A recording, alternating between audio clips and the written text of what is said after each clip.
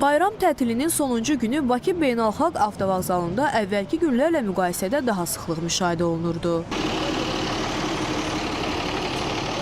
Artıq bayramın sonuncu günüdür. Müxtəlif bölgələrə üst tutan vətəndaşlar paytaxtda geri qayıtmağa başlayıblar. Şəkidən gəlmişəm, rahat gəlmişəm. Təzə avtobuslarımız da var, 3 dənədir. Çox rahat, qəşəng də bilet aldım. Biletlərin alınması artıq onlaynlaşıb, onlayn vasitəsilə alırıq.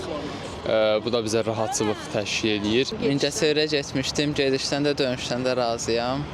Yəni biletim tətbiqi ilə əldə eləmişik, getdik, dincəldik, qayıtdıq. Bakıdan bölgələrə və əks istiqamətdə daşınan sərnişinlərin tələbatı tam qarşılanıb.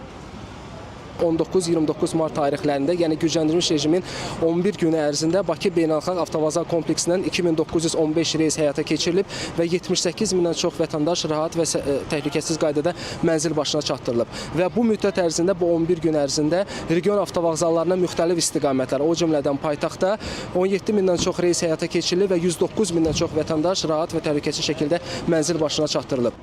Biletlər avtovağzalların kassalarında, eləcə də biletim.az portalı vasitəsilə onlayn qaydada sərnişinlərə təqdim edilib.